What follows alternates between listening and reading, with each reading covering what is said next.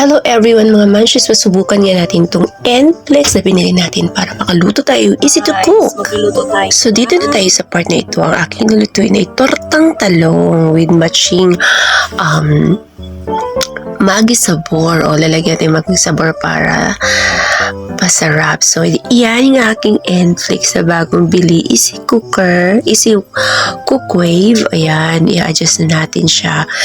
Ang 1.5, ang pagkakaalam ko is 30 minutes. So dito tayo mag-a-adjust tayo, mag-minus tayo. Ipa-plus muna natin and then after that we will adjust it.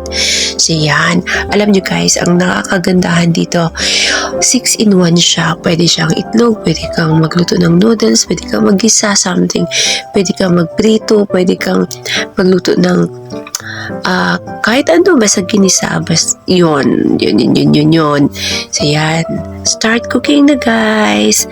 So yan, madali lang to guys. Tsaka alam nyo, madadala nyo kahit saan, kahit isama nyo sa pagtulog yan sa tabi nyo. Kasi ito guys, maganda ito kapag sa pampamadalian, di ba? Kapag gusto nyo madalian tapos ayaw mo nang pumunta ng kusina, so you can cook here in your room, lalo na sa mga naka-borders, lalo na sa mga partitions. Ayan, maganda siya. I put something little oil, tapos yan, mabilis lang to guys. Ayan, napakaganda talaga nitong ano na to,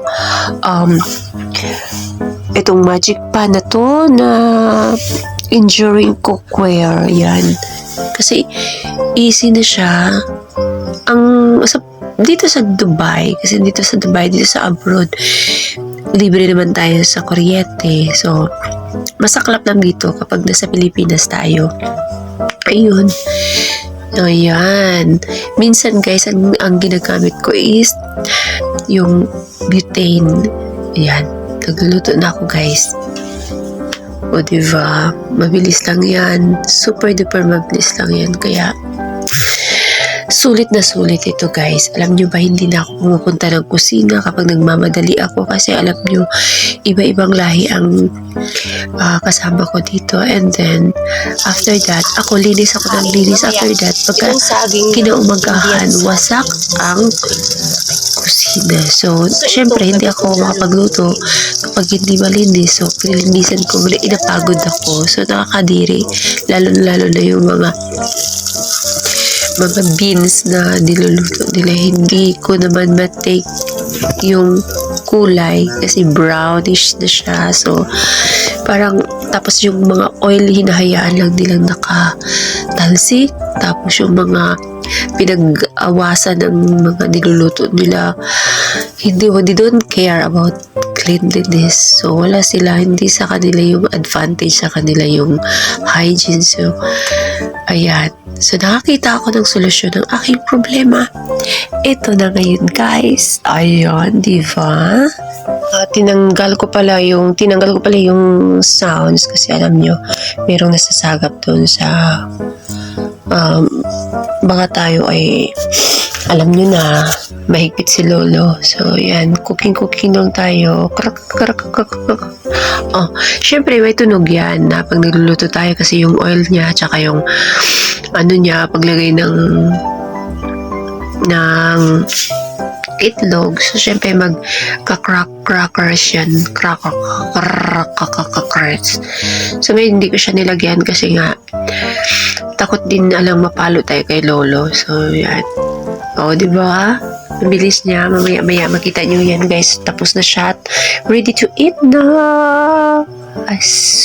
So simple lang siya guys. Alam nyo, dito lang talaga ako sa kwarto nagluluto. O wala, diba? Hindi ka na ma-stress doon sa kusina, kasi kusina sobrang dumi nila. So wala silang pakialam. So ako naman, so ngayon magsisisi sila ngayon, hindi na ako naglilinis. So what? Dahil wala silang pakialam, so magtiyaga sila at pagpartihan nila yung mga ipis doon.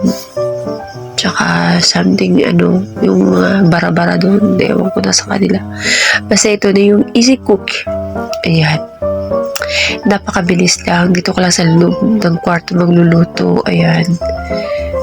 Kaya, bili na kayo ng Enflex. Dahil ito ay easy cookware.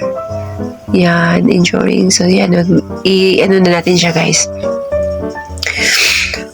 Kasi meron pa siyang isang buo na itlog. So, hindi siya hindi siya na-mix doon sa tortang talong ko. Ay, okay lang. Wala namang issue doon, di ba? Ang issue doon, gutom ako. Yun. Kaya, alam niyo yung luluto ka. Minsan nakakaumay kasi syempre naman, di ba? Puro dry food. Tapos ngayon, maling na naman ang niluto ko. Pero hindi ko na siya na-videohan. Kasi nga, alam mo, minsan wala talaga sa gana. Sarap, diba? O, diba? Uluto. So, at tayo ay magtatapos na, guys, sa ating pagluluto. Okay. Thank you for watching. See you around and God bless you all. Mama, chup chup. Chup chup, mama.